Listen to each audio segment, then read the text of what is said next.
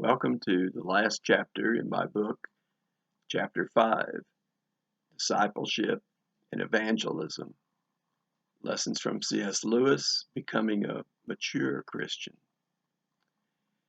We have been on a journey with C.S. Lewis, looking at his life and works, from his childhood to his encounter with death. C.S. Lewis had an unfortunate falling in the garden he was playing with his brother Barney, because the shocking death of his mother from cancer disturbed him so much that he never really had to deal with that in terms of turning to Christ for healing. He tries to do that at his own power. He tries to understand that he has lost his innocence as a child, writing Dimer, being depressed about that. But then he sees that there is this ensuing death in the world that goes on. Not only the death of his mother, but also his friend during the war, his loss of joy that he falls in love with as his wife through cancer. And so all these things were disturbing to C.S. Lewis, because he established relationships, but he couldn't depend on eternal relationships. And so he had this idea of alienation that was eating at him all during his life. And so he establishes intellectual relationships with his friends.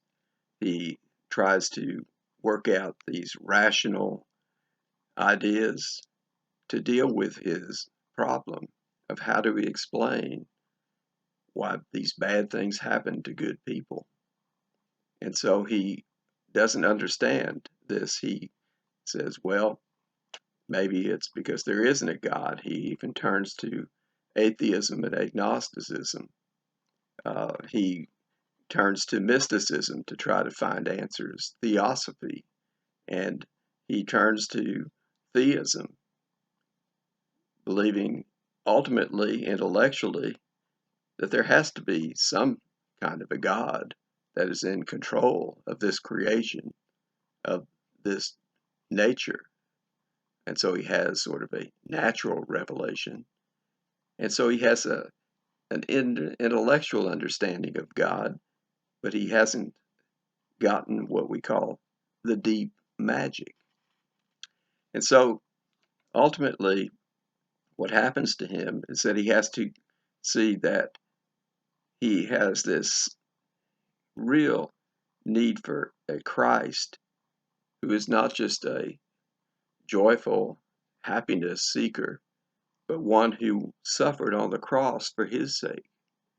He understands that he had to believe in a suffering Christ who sacrificed himself for others. That was the importance of a myth made real, a true truth for C.S. Lewis. He understood that he had to have a personal relationship with this suffering Christ. And so his apologetics led him to this maturity of understanding intellectually, but we call C.S. Lewis a reluctant, rational convert. He basically started arguing, even in mere Christianity, whether Jesus was a liar, a lunatic, or a Lord. And so he reasoned out he can't be a liar, can't be a lunatic, he must be Lord, therefore. And so that logic, even coming back from his teacher, grand logic teacher, Kirkpatrick, appears again in The Lion, the Witch, and the Wardrobe as the professor. And I love his statement, what are these students learning in these schools today? And so he goes through these intellectual bouts all through his life, looking for this personal God, looking for this true God. And so what he winds up with is a personal journey of his soul. His relationships with Jesus was growing out of this childhood where he was crying out of pain, but it led him back ultimately to his first love, and that is to go back to his faith, to go back to the doctrines he learned in the early Anglican Church. And so it was that maturity that showed him that alienation can be worked upon in the soul. It's not a separation from God eternally if you accept Christ, because that is what he understood the medieval model of hell was. That was presented by Dante.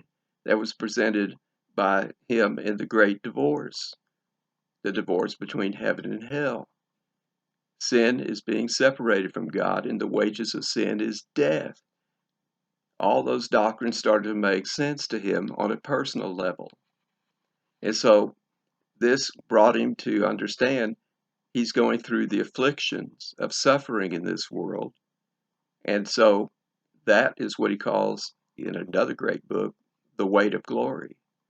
It's the weight that we have to go through, the affliction, the momentary affliction in the vapor of this world, of this reality we have to go through to get to the eternal being with Christ.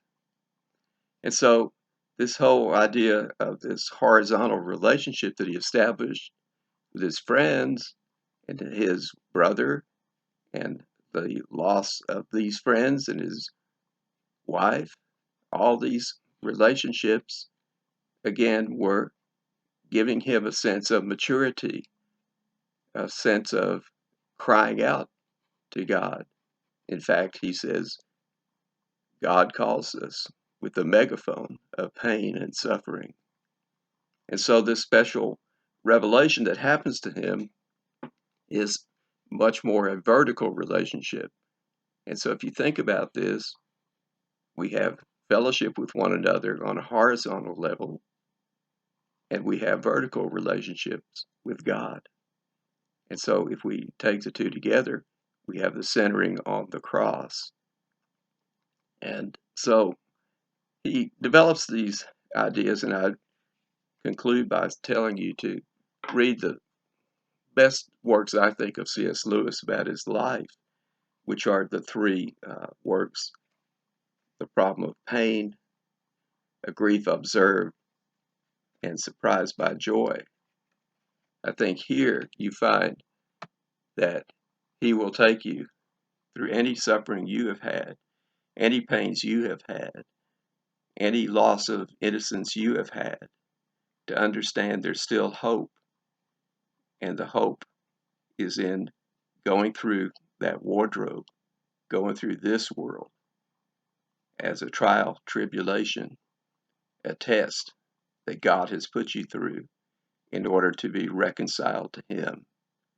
So I wish you the best and wish that you apply what you've learned about C.S. Lewis to your own evangelical and apologetic and discipleship. Keep on learning. Keep the faith.